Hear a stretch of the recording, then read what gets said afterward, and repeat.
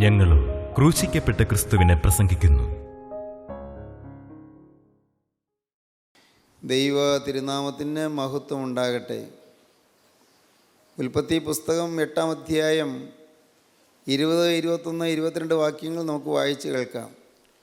നാം നോഹയെക്കുറിച്ചാണ് ചിന്തിച്ചു വരുന്നത്. നോഹ ദൈവത്തോടുകൂടെ നടന്നു.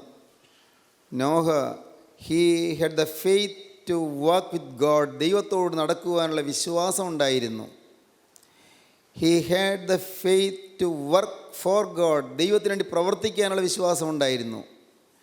He had the faith to witness God. ദൈവത്തെ സാക്ഷിക്കുവാനുള്ള വിശ്വാസം ഉണ്ടായിരുന്നു. He had the faith to wait for the Lord. ദൈവത്തിന് വേണ്ടി കാത്തിരിക്കാനുള്ള വിശ്വാസം ഉണ്ടായിരുന്നു. And he had the faith to worship God. ദൈവത്തെ ആരാധിക്കാനുള്ള വിശ്വാസം ഉണ്ടായിരുന്നു. നാം അതിൽ ആദ്യത്തെ 4 കാര്യങ്ങൾ ചിന്തിച്ചു. വാക്ക് വിത്ത് ഗോഡ്, ദൈവത്തോടുകൂടി നടക്കുക. നോഹ ദൈവത്തോട് നടന്നു. വർക്ക് ഫോർ ഗോഡ്, ദൈവത്തിന് വേണ്ടി പ്രവർത്തിക്കുക. നോഹ ദൈവത്തിന് വേണ്ടി പ്രവർത്തിച്ചു, പെട്ടകം പണിതു. വിറ്റ്നസ് ഗോഡ്, ദൈവത്തെ സാക്ഷിക്കുക. നോഹ ദൈവത്തെ സാക്ഷിച്ചു. വെയിറ്റ് ഫോർ ഗോഡ്, ദൈവത്തിന് വേണ്ടി കാത്തിരുന്നു. ദൈവത്തിൻ്റെ വരുതിക്കായി, ദൈവത്തിൻ്റെ ആജ്ഞയ്ക്കായി, ദൈവത്തിൻ്റെ ഹിതത്തിനായി, ദൈവത്തിൻ്റെ നടത്തിപ്പിനായി കാത്തിരുന്നു. He had the faith to worship God, ദൈവത്തെ ആരാധിക്കുവാനുള്ള വിശ്വാസം ഉണ്ടായിരുന്നു. ആരാധിക്കുന്നു. ഹി വർഷിപ്പ് ഗോഡ്, ദൈവത്തെ ആരാധിച്ചു. ദൈവത്തിന് സ്തോത്രം. അവൻ ദൈവത്തെ ആരാധിച്ചു. നമുക്ക് വായിക്കാം. ഉൽപ്പത്തി പുസ്തകം 8-ാം അധ്യായം 20, 21, 22 വാക്യങ്ങൾ വായിച്ച് കേൾക്കാം. നോഹ യഹോവയ്ക്ക് ഒരു യാഗപീഠം പണിതു. നോഹ യഹോവയ്ക്ക് ഒരു യാഗപീഠം പണിതു. ശുദ്ധിയുള്ള സകല മൃഗങ്ങളിലും ശുദ്ധിയുള്ള എല്ലാ പറവകളിലും ചിലത് എടുത്ത് യാഗപീഠത്തിന്മേൽ ഹോമയാഗം അർപ്പിച്ചു. നോഹ യാഗപീഠം പണിതു, ഹോമയാഗം അർപ്പിച്ചു. യഹോവ സൗരഭ്യവാസന മണത്തപ്പോൾ, ദൈവം ആ യാഗത്തിൻ്റെ സുഗന്ധവാസന മണത്തപ്പോൾ, യഹോവ തന്റെ ഹൃദയത്തിൽ അരുളി ചെയ്തത്, ദൈവം തൻ്റെ ഹൃദയത്തിൽ അരുളി ചെയ്തത്, ഞാൻ മനുഷ്യന് നിമിത്തം ഇനി ഭൂമിയെ ശപിക്കയില്ല. മനുഷ്യൻ നിമിത്തം ഞാൻ ഇനി ഭൂമിയെ ശപിക്കുകയില്ല. മനുഷ്യന്റെ മനോനിരൂപണം ബാല്യം മുതൽ ദോഷമുള്ളതാകുന്നു. മനുഷ്യന്റെ മനോനിരൂപണം ബാല്യം മുതൽ ദോഷമുള്ളതാകുന്നു. ഞാൻ ചെയ്തതുപോലെ സകല ജീവികളെയും ഇനി നശിപ്പിക്കയില്ല. ഇതിനു മുൻപ് ചെയ്തതുപോലെ ഇനി ഞാൻ സകല ജീവിയെയും ഒരുമിച്ച് നശിപ്പിക്കുകയില്ല. ഭൂമിയുള്ള കാലത്തോളം വിതയും കൊയ്ത്തും ശീതവും ഉഷ്ണവും വേനലും വർഷവും രാവും പകലും നിന്നു പോകുകയുമില്ല. ദൈവം പറയുന്നു, ഇനി അനുഗ്രഹങ്ങൾ നിലച്ചു പോകുകയില്ല. ദൈവത്തിന് സ്തോത്രം. പ്രകൃതിയുടെ അനുഗ്രഹങ്ങൾ, ഭൂമിയുടെ അനുഗ്രഹങ്ങൾ ഇനി നിലച്ചു പോകുകയില്ല. ദൈവം വാഗ്ദാനം ചെയ്തു. യാഗപീഠം നോഹ പണിതു. നോഹ സൗരഭ്യവാസനയുള്ള സുഗന്ധ യാഗപീഠം ഒരുക്കുകയും യാഗം കഴിക്കുകയും ചെയ്തു. സൗരഭ്യവാസനയുള്ള യാഗം അർപ്പിച്ചു. ദൈവം യാഗം കൈക്കൊണ്ടു. ദൈവം യാഗം സ്വീകരിച്ചു. നോഹയുടെ സമർപ്പണത്തെ ദൈവം അംഗീകരിച്ചു. നോഹയുടെ ആരാധന ദൈവം കൈക്കൊണ്ടു. ദൈവം സർവ്വജനത്തിനും വ്യക്തമായ വാഗ്ദത്തം നൽകി. അനുഗ്രഹത്തിൻ്റെ വാഗ്ദത്തം നൽകി. നോഹ ഒരാളുടെ വിശ്വാസം മൂലം, നോഹയുടെ സമർപ്പണം മൂലം, നോഹയുടെ ആരാധന മൂലം, നോഹയുടെ ആരാധന ദൈവം കൈക്കൊള്ളത്തക്കവണ്ണം ദൈവത്തിന് പ്രസാദകരമായിരുന്നത് മൂലം സകല ജാതികൾക്കും സകല ജനങ്ങൾക്കും അനുഗ്രഹത്തിൻ്റെ വാഗ്ദത്തം ലഭിച്ചു. നോഹ ദൈവത്തെ ആരാധിച്ചു. ദൈവത്തിന് സ്തോത്രം. ആരാധന വളരെ വിശാലമായൊരു വിഷയത്തിലേക്ക് നാം വരികയാണ്. ആരാധന. നോഹ ദൈവത്തെ ആരാധിച്ചു. നോഹ ദൈവത്തിന് യാഗമർപ്പിച്ചു. 50-ാം സങ്കീർത്തനത്തിൽ നാം വായിക്കുന്നു. 50-ാം സങ്കീർത്തനത്തിൽ, യാഗം കഴിച്ച് എന്നോട് നിയമം ചെയ്തവരായ എൻ്റെ വിശുദ്ധന്മാരെ എൻ്റെ അടുക്കൽ കൂട്ടുവീനെന്ന് ദൈവത്തിൻ്റെ വചനം പറയുകയാണ്. യാഗം കഴിച്ച് എന്നോട് നിയമം ചെയ്തവരായ എൻ്റെ വിശുദ്ധന്മാരെ എൻ്റെ അടുക്കൽ കൂട്ടുവീൻ. 5-ാം വാക്യം. യാഗം കഴിച്ച് എന്നോട് നിയമം ചെയ്തവരായ എൻ്റെ വിശുദ്ധന്മാരെ എൻ്റെ അടുക്കൽ കൂട്ടുവിൻ. യാഗം കഴിച്ച് എന്നോട് നിയമം ചെയ്തവരായ എൻ്റെ വിശുദ്ധന്മാർ. ദൈവത്തിന് വിശുദ്ധന്മാർ യാഗം കഴിച്ചവരാണ്. യാഗം എന്താണ്? ഈ യാഗം നാം ഇത് വ്യക്തമായി ഗ്രഹിക്കണമെങ്കിൽ പുതിയ നിയമത്തിലേക്ക് വരണം. റോമർക്കെഴുതിയ ലേഖനം 12-ാം അധ്യായത്തിലേക്ക് വരുമ്പോഴാണ് എന്താണ് യാഗം, യാഗം കഴിക്കുക എന്ന് പറഞ്ഞാൽ എന്താണ്, അതിൻ്റെ വ്യക്തമായ ദൃഷ്ടാന്തം എന്താണ്, വ്യക്തമായ അനുഭവം എന്താണ്. റോമലേഖനം 12-ാം അധ്യായം 1-ാം വാക്യം വായിക്കുമ്പോൾ കാണാം. നമുക്ക് വായിച്ച് കേൾക്കാം 1-2 വാക്യങ്ങൾ. സഹോദരന്മാരെ, ഞാൻ ദൈവത്തിൻ്റെ മനസ്സിൽ ഓർപ്പിച്ച് നിങ്ങളെ പ്രബോധിപ്പിക്കുന്നത്, ഞാൻ നിങ്ങൾക്കൊരു പ്രബോധനം തരികയാണ്. റോമിലെ വിശ്വാസികൾക്ക് അപ്പോസ്തലനായ പൗലോസ് ഒരു പ്രബോധനം കൊടുക്കുകയാണ്. റോമിലെ വിശ്വാസികൾക്ക് അപ്പോസ്തലനായ പൗലോസ് ഒരു ഉപദേശം നൽകുകയാണ്.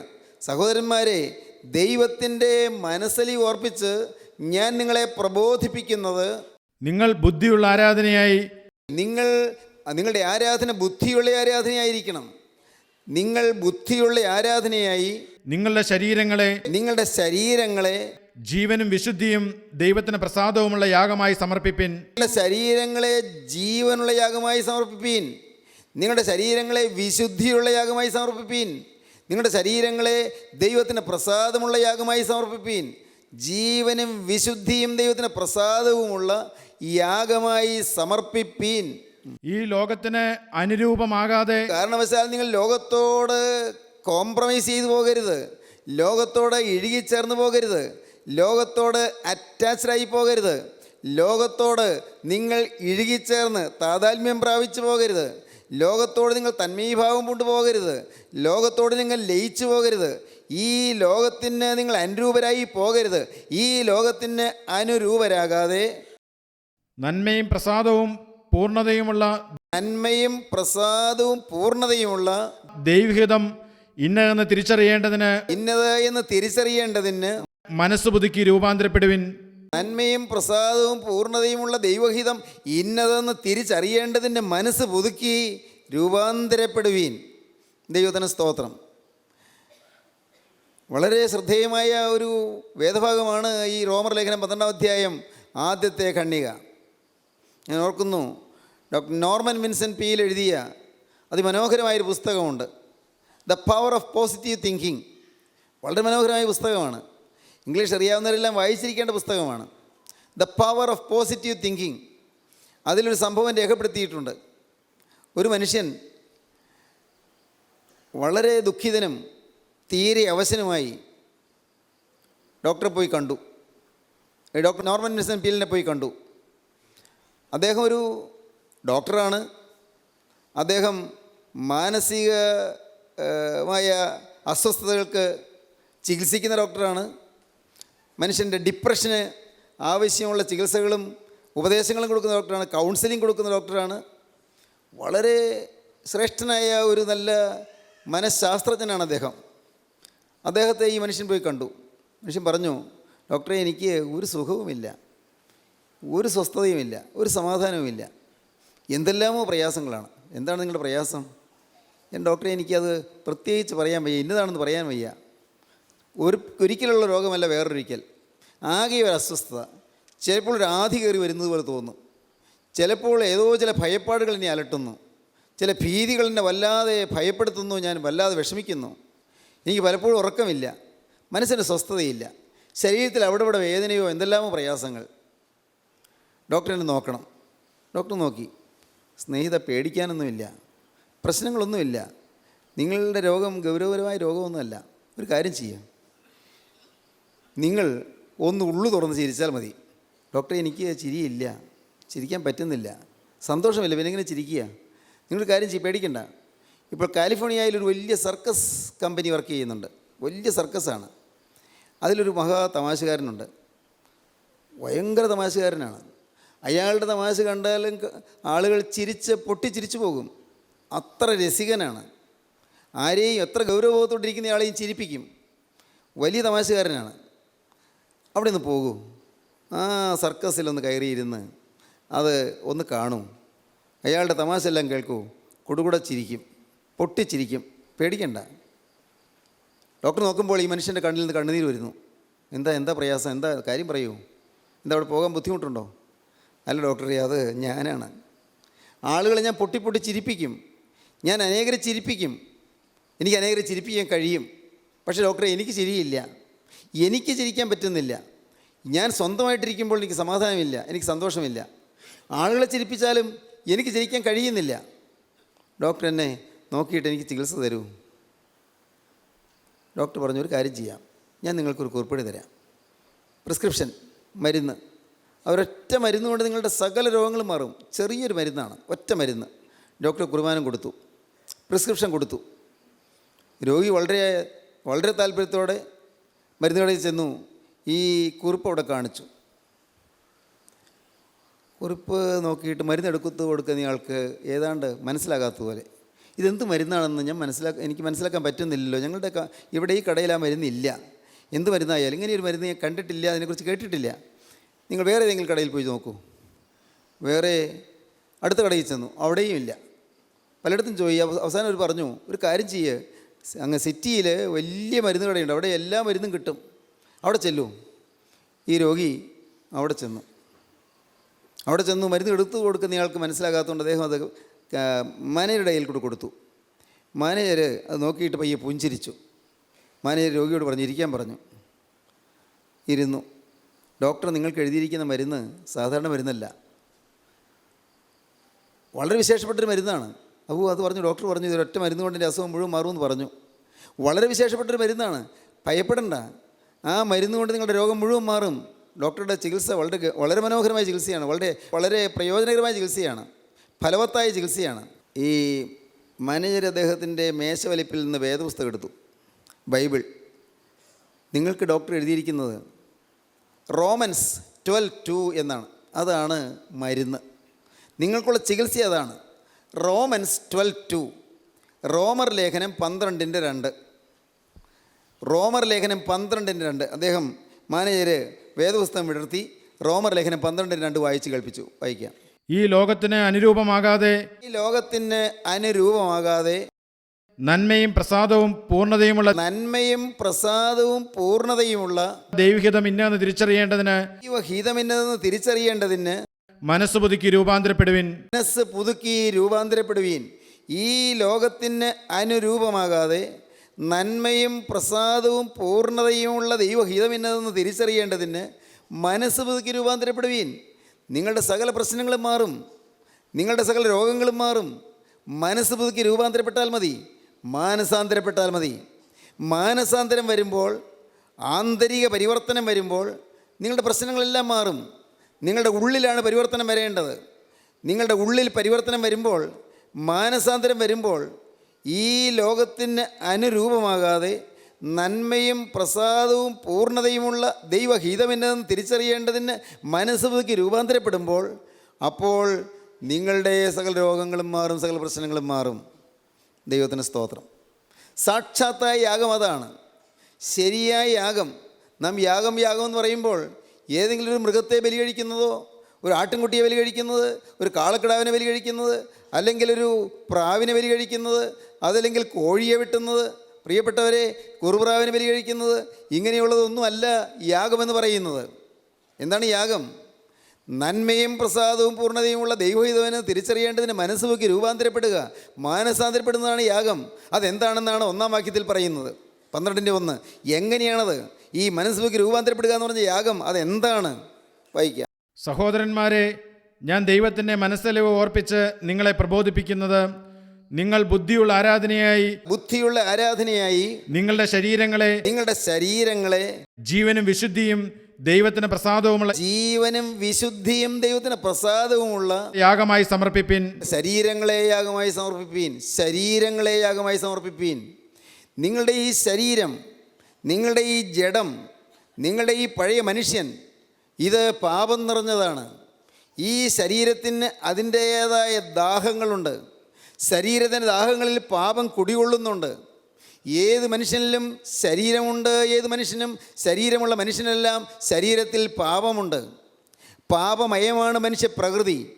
ഈ ശരീരത്തിൽ രക്തത്തിൽ പാപഘടനയുണ്ട്, രക്തത്തിൽ പാപത്തിൻ്റെ പ്രകൃതിയുണ്ട്. അത് പൂർവികമായി ലഭിച്ചു വരുന്നതായ പാപത്തിൻ്റെ പ്രകൃതിയാണ്. കാരണവന്മാരുടെ കാലം മുതൽ, പൂർവികന്മാരുടെ കാലം മുതൽ അത് നമ്മുടെ രക്തത്തിൽ അലിഞ്ഞു കലർന്നിരിക്കുന്നതായ പാപത്തിൻ്റെ പ്രവണതയാണ്, പാപത്തിൻ്റെ പ്രകൃതിയാണ്. അത് ചിലപ്പോൾ നമ്മുടെ ചിന്തയിൽ കൂടി വ്യാപരിക്കും, ചിലപ്പോൾ നമ്മുടെ വാക്കിൽ വരും, ചിലപ്പോൾ നമ്മുടെ പ്രവൃത്തിയിൽ വരും. ചിന്തയിൽ വരാത്തപ്പോഴും നമ്മുടെ ആളത്വത്തിൽ പാപമുണ്ട്. വാക്കിൽ വരാത്തപ്പോഴും നമ്മുടെ ആളത്വത്തിൽ പാപമുണ്ട്. പ്രവൃത്തിയിൽ വരാത്തപ്പോഴും നമ്മുടെ ആളത്വത്തിൽ പാപമുണ്ട്. നമുക്ക് ദ്രവ്യാഗ്രഹം ഉള്ളവരുണ്ട്, ചിലർക്ക് ദ്രവ്യാഗ്രഹമില്ല എന്ന് വന്നേക്കും. ജഡത്തിൻ്റെ ലൈംഗിക മോഹങ്ങളിൽ ഹൃദയം അതിനുവേണ്ടി വ്യഗ്രതപ്പെടുന്നവരുണ്ട്, പക്ഷേ അതില്ലാത്തവരുമുണ്ട്. പ്രിയപ്പെട്ടവരെ, കോപാവേശമുള്ളവരുണ്ട്, എന്നാൽ ശാന്തതയുള്ളവരുണ്ട്. കോപാവേശം ഇല്ലാത്തവരുണ്ട്.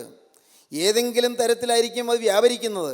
ശരീരത്തിലുള്ളതായ പ്രവണതകൾ, ശരീരത്തിൻ്റെ പ്രത്യേകതകൾ, ശരീരത്തിൻ്റെ പ്രകൃതികൾ, ഈ രക്തത്തിൽ കലർന്നിരിക്കുന്നതായ പാപത്തിൻ്റെ വിത്തുകൾ, അത് നമ്മുടെ ജീവിതത്തെ മുഴുവൻ മലീമസമാക്കുന്നതാണ്. അത് ഈ ശരീരത്തിൻ്റെ ജീവചക്രത്തിന് തീ കൊളുത്തുന്നതാണ് ഈ പാപം. ജീവചക്രത്തിന് തീ കൊളുത്തുന്ന പാപങ്ങൾ നമ്മുടെ ശരീരത്തിൻ്റെ മുഴുവനായ പ്രകൃതിയിൽ സാരമായ ശക്തമായ സ്വാധീനം ചെലുത്തുന്നതാണ് ഈ പാപപ്രകൃതി. അത് നമ്മുടെ ജീവിതത്തിൽ എമ്പാടുമുണ്ട്. നാം മനുഷ്യരാണോ, നമുക്ക് പാപമുണ്ട്. അതുകൊണ്ടാണ് റോമർക്കെഴുതിയ ലേഖനം 3-ാം അധ്യായത്തിൻ്റെ 10-ാം വാക്യത്തിൽ അപ്പോസ്തലനായ പൗലോസ് പറയുന്നത്, എല്ലാവരും പാപം ചെയ്തു, ദൈവ തേജസ്സില്ലാത്തവരായി തീർന്നു, നീതിമാൻ ആരുമില്ല, ഒരുത്തൻ പോലുമില്ല, എല്ലാവരും വഴിതെറ്റി ഒരുപോലെ കൊള്ളരുതാത്തവരായി തീർന്നു. അതുകൊണ്ടാണ് ദാവീദ് പ്രാർത്ഥിച്ച 51 സങ്കീർത്തനത്തിൽ, ഇതാ ഞാൻ പാപത്തിൽ ഉരുവായി, എൻ്റെ അമ്മ എന്നെ പാപത്തിൽ ഗർഭം ധരിച്ചു, അകൃത്യത്തിൽ ഞാൻ ഉരുവായി, പാപത്തിൽ എന്നെ ഗർഭം ധരിച്ചു. പ്രിയപ്പെട്ടവരെ, ഗർഭം ധരിക്കുന്നത് പാപമെന്നല്ല പറഞ്ഞത്. ഗർഭം ധരിക്കുമ്പോൾ തന്നെ ഞാൻ പാപിയാണ്.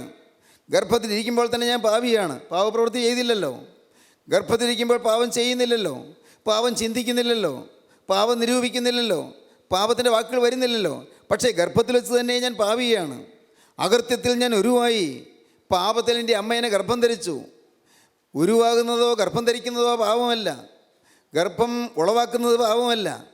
പ്രിയപ്പെട്ടവരെ, എന്നാൽ ജനിക്കുമ്പോൾ തന്നെ, ഈ ഭൂമിയിലേക്ക് പറന്ന് വീഴുന്നതിന് മുമ്പ് തന്നെ, ഉരുവാകുമ്പോൾ തന്നെ പാപിയാണെന്നാണ് പറയുന്നത്. നാം ഓരോരുത്തരും പാപികളാണ്. എന്നാൽ ഈ പാപമയമായ ശരീരത്തെ നാം യാഗമായി സമർപ്പിക്കുക. എങ്ങനെ? ക്രിസ്തു നമുക്ക് വേണ്ടി യാഗമായി തീർന്നതുപോലെ നമ്മെ തന്നെ യാഗമായി സമർപ്പിക്കുന്നു. എഫേസ്യ ലേഖനം 5-ാം അധ്യായത്തിൽ അക്കാര്യം പറയുന്നുണ്ട്. എഫേസ്യ ലേഖനം 5-ാം അധ്യായത്തിൽ ക്രിസ്തു നമുക്ക് വേണ്ടി യാഗമായി തീർന്നു. 5-ാം അധ്യായം 2-ാം വാക്യം വായിക്കാം. ക്രിസ്തു നമുക്ക് വേണ്ടി യാഗമായി തീർന്നതുപോലെ നാം സമർപ്പിക്കണം. വായിക്കാം.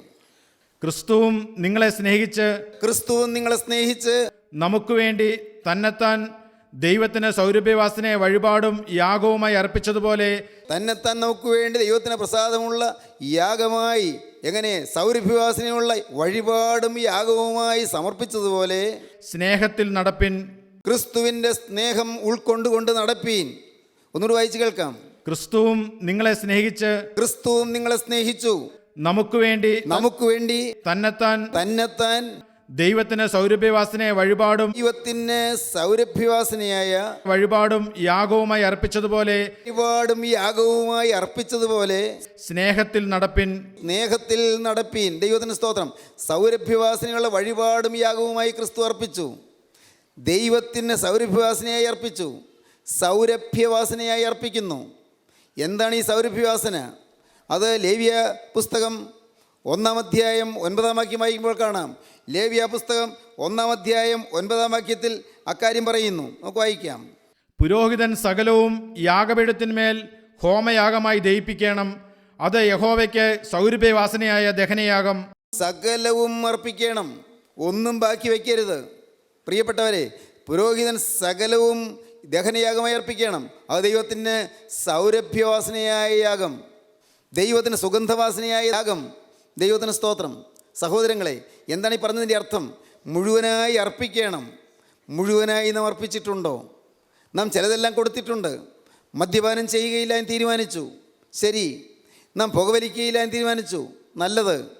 നാം ആരെയും ഉപദ്രവിക്കുകയില്ല, ആരെയും തല്ലുകയില്ല, നാം ആരെയും വേദനിപ്പിക്കുകയില്ല തീരുമാനിച്ചു, വളരെ നല്ലത്. നാം കോപിക്കുകയില്ല എന്ന് തീരുമാനിച്ചു, തീർച്ചയായും നല്ലത്. നമ്മുടെ ജീവിതത്തിൽ ചില പ്രതിഷ്ഠകളും നിഷ്ഠകളും നാം പാലിച്ചു, നല്ലതാണ്. സമർപ്പണമുണ്ട്. പക്ഷേ മുഴുവനായി സമർപ്പിച്ചുവോ? നമുക്കുള്ളതും നാം ക്രിസ്തുവിൻ്റെ കരങ്ങളിലേക്ക് കൊടുത്തുവോ? എന്നെ തന്നെ ഞാൻ ക്രിസ്തുവിന് കൊടുത്തുവോ? എനിക്കുള്ളതെല്ലാം ഞാൻ ക്രിസ്തുവിന് കൊടുത്തുവോ? ക്രിസ്തുവും തന്നെ തന്നെ യാഗമായി സമർപ്പിച്ചു. അതുപോലെ മുഴുവനായി നാം കൊടുത്തുവോ? 33-ാമത്തെ വയസ്സിൽ ആരുടെയും നിർബന്ധം കൂടാതെ തന്നെ തന്നെ കർത്താവ് യാഗമായി അർപ്പിച്ചു. 33-ാമത്തെ വയസ്സിൽ കർത്താവ് തന്നെ തന്നെ കുരിശിലേക്ക് അർപ്പിക്കുവാൻ വിട്ടുകൊടുത്തു. ദൈവത്തിന് സ്തോത്രം. 12 ലഗിയോനിലധികം ദൂതവൃന്ദങ്ങൾ വരുമായിരുന്നു. കർത്താവ് ആജ്ഞാപിച്ചിരുന്നെങ്കിൽ, കർത്താവ് നിരൂപിച്ചിരുന്നെങ്കിൽ, കർത്താവ് രക്ഷിക്കാൻ സ്വർഗീയ സേനകൾ ഇറങ്ങി വരുമായിരുന്നു. പിന്നെ എന്തുകൊണ്ടാണ് കർത്താവ് തന്നെ തന്നെ അർപ്പിച്ചത്? മനുഷ്യജാതിയുടെ പാപത്തിന് വേണ്ടി, എൻ്റെയും നിങ്ങളുടെയും വിടുതലിന് വേണ്ടി, എനിക്കും നിങ്ങൾക്കും നരകം ഒഴിവാക്കി തരാൻ വേണ്ടി, നമുക്ക് സ്വർഗത്തിൻ്റെ അവകാശം തരാൻ വേണ്ടി നമ്മുടെ ശാപം കർത്താവ് ഏറ്റെടുത്തു, നമ്മുടെ പാപം കർത്താവ് ഏറ്റെടുത്തു, നമ്മുടെ ശിക്ഷ കർത്താവ് ഏറ്റെടുത്തു. നമുക്ക് വേണ്ടി കർത്താവ് കുരിശിൽ മരിച്ചു. യേശു കർത്താവ് നമുക്ക് വേണ്ടി കുരിശിൽ തിരക്തം ചിന്തി. ഒരു കറയും പറ്റാത്തവനായ ക്രിസ്തു, കറയും ചുളുക്കവുമില്ലാത്തവനായ ക്രിസ്തു, പാവം ഏശാത്തവനായ ക്രിസ്തു, നിങ്ങൾ ആരെന്നെ പാപത്തെക്കുറിച്ച് ബോധം വരുത്തുമെന്ന് വ്യക്തമായി ചോദിക്കത്തക്കവണ്ണം പാപത്തിൻ്റെ കണിക പോലും ഏശാത്തവനായ ക്രിസ്തു അവിടുന്ന് നമുക്ക് വേണ്ടി പാപമാക്കപ്പെട്ടു. പാപം അറിയാത്തവനെ നാം അവനിൽ ദൈവത്തിന് നീതിയാകേണ്ടതിന് അവൻ നമുക്ക് വേണ്ടി പാപമാക്കി. കൊരിന്ത്യർക്ക് 2-ാമത്തെ ലേഖനം 5-ാമത്തെ 21-ാം വാക്യം. പാപം അറിയാത്തവനെ നാം അവനിൽ ദൈവത്തിന് നീതിയാകേണ്ടതിന് അവൻ നമുക്ക് വേണ്ടി പാപമാക്കി. പാപമാക്കപ്പെട്ട മിശിഹ. സഹോദരങ്ങളെ, ഈ ക്രിസ്തു തന്നെ തന്നെ യാഗമായി അർപ്പിച്ചതുപോലെ നാം നമ്മെ തന്നെ യാഗമായി അർപ്പിക്കണം. നാം ചെയ്തിട്ടുണ്ടോ? നമ്മുടെ ജീവിതത്തിൽ സംഭവിച്ചിട്ടുണ്ടോ? അതാണ് ആരാധന. യാഗം കഴിച്ച് എന്നോട് നിയമം ചെയ്തവരായ എൻ്റെ വിശുദ്ധന്മാരെ എൻ്റെ അടുക്കൽ കൂട്ടുവീൻ. ഞാൻ എന്നെ തന്നെ യാഗം അർപ്പിച്ചുവോ? നിങ്ങൾക്ക് ദയവായി ചിന്തിച്ചു നോക്കാം. നിങ്ങളുടെ ജീവിതത്തിലേക്ക് തിരിഞ്ഞു നോക്കാം. നിങ്ങൾ വചനം കേട്ടവരാണ്. നിങ്ങൾ വചനം എന്നും കേൾക്കുന്നവരാണ്. നിങ്ങൾ അവരവരെ നിൽക്കുന്ന സഭയിൽ വിശ്വസ്തയോടെ നിൽക്കുന്നവരാണ്. നിങ്ങൾ അവരവർ പോകുന്ന പള്ളിയിൽ വിശ്വസ്തയോടെ പോകുന്നവരാണ്. പ്രിയപ്പെട്ടവരെ, നിങ്ങൾ പോകുന്ന സഭയോ പള്ളിയോ ഒന്നും മാറണ്ട. പക്ഷേ നിങ്ങൾ ചിന്തിക്കണം, ഞാൻ യാഗം അർപ്പിച്ചുവോ? എന്നെ തന്നെ മുഴുവനായി ക്രിസ്തുവിന് വേണ്ടി കൊടുത്തുവോ? ക്രിസ്തു തന്നെ തന്നെ യാഗമായി അർപ്പിച്ചതുപോലെ സൗരഭ്യവാസനായ യാഗമായി എന്നെ തന്നെ ഞാൻ അർപ്പണം ചെയ്തുവോ? എൻ്റേതിനി ഒന്നുമില്ല, എല്ലാം ഇതാ യാഗമായി അർപ്പിച്ചു എന്ന് പറയത്തക്കവണ്ണം ഞാൻ മുഴുവനായി എൻ്റെ കർത്താവെ ബലിപീഠത്തിൽ ഞാൻ വെച്ചുവോ? ദൈവത്തിന് സ്തോത്രം. മുഴുവനായി വെച്ചെങ്കിൽ സ്വർഗത്തിന് തീ ഇറങ്ങിയിട്ടുണ്ട്. സ്വർഗത്തിന് തീ യാഗത്തിൽ ഇറങ്ങണം. സ്വർഗത്തിന് തീ ഇറങ്ങുക. എന്താണ് ഈ പറയുന്നത്? സ്വർഗത്തിന് തീ യാഗത്തിന്മേൽ ഇറങ്ങണം. ഞാൻ അർപ്പിച്ചതിൽ സ്വർഗത്തിന് തീ ഇറങ്ങണം. പരിശുദ്ധാത്മാവാകുന്ന അഗ്നി ഇറങ്ങണം. കർമ്മേലഗിരിയുടെ മുകളിൽ ഏലിയാവിൻ്റെ യാഗത്തിന്മേലിറങ്ങിയ ആ സ്വർഗീയ അഗ്നി എൻ്റെ യാഗപീഠത്തിന്മേൽ ഇറങ്ങണം. എൻ്റെ ഈ കൊച്ചു മുറിക്കുള്ളിലിരുന്നു കൊണ്ട്, ഈ ചെറിയ പായിലിരുന്നു കൊണ്ട് ഞാൻ മുട്ടുമടക്കി എൻ്റെ യേശുവേ എന്ന് വിളിച്ചുകൊണ്ട് ഞാനും എനിക്കുള്ളതെല്ലാം അവിടുത്തേത് എന്ന് പറയുമ്പോൾ, അത് ഉള്ളത്തിൽ നിന്ന് പറയുമ്പോൾ, യേശു എൻ്റെ യാഗം സ്വീകരിച്ച് ആ യാഗത്തിലേക്ക് തീയായി ഇറങ്ങി വരുന്ന അനുഭവം അത് നാം പ്രാപിച്ചുവോ? അതാണ് ആത്മാവിൻ്റെ അനുഭവം എന്ന് പറയുന്നത്. അതാണ് ആത്മാവിൻ്റെ അഗ്നി എന്ന് പറയുന്നത്. അതാണ് ആത്മാവിൻ്റെ അഭിഷേകം എന്ന് പറയുന്നത്. അതാണ് ആത്മാവിൻ്റെ തീ എന്ന് പറയുന്നത്. അതാണ് സമർപ്പണം കർത്താവ് അംഗീകരിച്ചു, തീ കത്തി എന്ന് പറയുന്നത്. അതാണ് സമർപ്പണം ദൈവം അംഗീകരിച്ചു, യാഗത്തിൽ ദൈവം പ്രസാദിച്ചു എന്ന് പറയുന്നത്. സൗരഭ്യവാസനയായ യാഗം, സൗരഭ്യവാസന. എന്താണ് ഈ സൗരഭ്യവാസന? ദൈവം ആ സുഗന്ധം, പുറമെയുള്ള യാഗത്തിന് സുഗന്ധം മണത്തു എന്നല്ല, ദൈവം പ്രസാദിച്ചു എന്നാണ്. ദൈവം അത് മണത്തപ്പോൾ പ്രസാദിച്ചു എന്ന് ഉൽപ്പത്തി ദിവസം 8-ാം അധ്യായം 21-ാം വാക്യത്തിൽ പറയുന്നത്. അതെന്താണ്? ദൈവം അംഗീകരിച്ചു. എൻ്റെ യാഗം ദൈവം അംഗീകരിച്ചുവോ? ഞാൻ കൊടുത്തത് ദൈവം കൈക്കൊണ്ടുവോ? ഞാൻ കൊടുത്തത്, എൻ്റെ കർത്താവേ, എൻ്റെ കൈകൾ വിശുദ്ധമായിരുന്നുവോ? ഞാൻ ചിലതെല്ലാം എടുത്ത് കൊടുത്തു. ഞാൻ കൊടുത്തത്, ഞാൻ കാണിക്കയിട്ടത്, ഞാൻ സമർപ്പിച്ചത്, ഞാൻ ദൈവവേലയ്ക്ക് വേണ്ടി ചെലവ് ചെയ്തത്, ഞാൻ എൻ്റെ സമയം വേർതിരിച്ചത്, ഞാൻ പ്രാർത്ഥിച്ചത്, ഞാൻ ഉപവാസം എടുത്തത്, കർത്താവേ ഞാൻ ദൈവവേല ചെയ്തത്, ഞാൻ സൺഡേ സ്കൂളിൽ പഠിപ്പിച്ചത്, കർത്താവേ ഞാൻ സാക്ഷ്യങ്ങൾ പറഞ്ഞത്, ഇത് ഒരു വിശുദ്ധമായ കൈയോടെ സമർപ്പിച്ചതായ സമർപ്പണമായിരുന്നുവോ? ആയിരുന്നുവോ? എൻ്റെ കൈകളിൽ അശുദ്ധി ഉണ്ടായിരുന്നുവോ? എൻ്റെ ഹൃദയത്തിൽ അശുദ്ധി ഉണ്ടായിരുന്നുവോ? എൻ്റെ ഹൃദയത്തിൽ ദ്രവ്യാഗ്രഹം ഉണ്ടായിരുന്നുവോ? എൻ്റെ ഹൃദയത്തിൽ അശുദ്ധ വികാരങ്ങളുണ്ടായിരുന്നുവോ? എൻ്റെ ജീവിതത്തിൽ തിന്മയുണ്ടായിരുന്നുവോ? എൻ്റെ ഹൃദയത്തിൽ ആരോടെങ്കിലും വൈരാഗ്യമോ ഈർഷ്യയോ പകയോ വിദ്വേഷമോ ഉണ്ടായിരുന്നുവോ? എൻ്റെ ഹൃദയത്തിൽ ആരെക്കുറിച്ചെങ്കിലും മുൻവിധി ഉണ്ടായിരുന്നുവോ? ഞാൻ പരദൂഷണം പറഞ്ഞിട്ടുണ്ടോ? ഞാൻ അഹങ്കാരത്തോടെ വല്ലതും സംസാരിച്ചിട്ടുണ്ടോ? ഞാൻ ഹുങ്കോടെ പെരുമാറിയിട്ടുണ്ടോ? എൻ്റെ ദൈവമേ, എൻ്റെ ജീവിതത്തിൽ ഏതെങ്കിലും എവിടെയെങ്കിലും നിൻ്റെ സ്വഭാവത്തിന് വിരുദ്ധമായി എന്തെങ്കിലും സംഭവിച്ചിട്ടുണ്ടോ? എങ്കിൽ ഈ യാഗം ദൈവം സ്വീകരിക്കുകയില്ല. ദൈവം യാഗം സ്വീകരിക്കണം. ദൈവം യാഗം അംഗീകരിക്കണം. അതാണ് സൗരഭ്യവാസിനിയായ സുഗന്ധവും എന്ന് പറയുന്നത്. ദൈവം യാഗം സ്വീകരിക്കണം. ദൈവത്തിന് സ്തോത്രം. പ്രിയപ്പെട്ടവരെ, ഇന്ന് ഈ വാക്കുകളെ കേൾക്കുമ്പോൾ നിങ്ങൾക്ക് സ്വന്തം ജീവിതത്തിലേക്ക് തിരിഞ്ഞു നോക്കാം. നിങ്ങൾക്ക് ശോധന ചെയ്യാം. കർത്താവേ, എൻ്റെ സമർപ്പണത്തിൽ നീ പ്രസാദിച്ചുവോ? എൻ്റെ യാഗത്തിൽ നീ സന്തോഷിച്ചുവോ? കർത്താവേ, നിനക്ക് പ്രസാദമുള്ള യാഗമായി തീർന്നുവോ? നീ ഇതെല്ലാം ഏറ്റെടുത്തുവോ? നിന്റെ തീ എൻ്റെ മേൽ ഇറങ്ങിയോ? കർത്താവേ, നിന്റെ തീ എൻ്റെ ഉള്ളത്തിൽ കത്തുന്നുണ്ടോ? എൻ്റെ ജീവിതത്തിൽ പലതും നല്ല കാര്യങ്ങൾ ചെയ്തു നീ അഭിമാനം കൊണ്ടു, പക്ഷേ നീ അത് സന്തോഷമായി കണക്കാക്കുന്നുണ്ടോ? നിനക്ക് പ്രസാദമുള്ള യാഗമായിരുന്നുവോ? നീ അതിൽ സന്തോഷിച്ചുവോ? ഉടയവനെ, ഞാനിതാ ഇപ്പോൾ എല്ലാം മറന്ന് യേശുവേ നിൻ്റെ കുരിശിൻ ചുവട്ടിൽ എന്നെ തന്നെ സമർപ്പിക്കുന്നു. സ്നേഹിതരെ, നിങ്ങൾക്ക് സമർപ്പിക്കാം. പ്രിയപ്പെട്ടവരെ, നിങ്ങൾക്ക് മുഴുവനായി ഏൽപ്പിച്ചു കൊടുക്കാം. ക്രിസ്തുവിൻ്റെ കരങ്ങളിലേക്ക് വിട്ടു കൊടുത്തുകൊണ്ട് നിങ്ങൾക്ക് പ്രാർത്ഥിക്കാം. കർത്താവേ, എന്നെ തന്നെ ഞാനിതാ സുഗന്ധവാസനയായി സമർപ്പിക്കുന്നു. എന്നെ തന്നെ ഞാനിതാ യാഗമായി സമർപ്പിക്കുന്നു. എന്നെ തന്നെ ഞാനിതാ പൂർണ്ണമായി സമർപ്പിക്കുന്നു.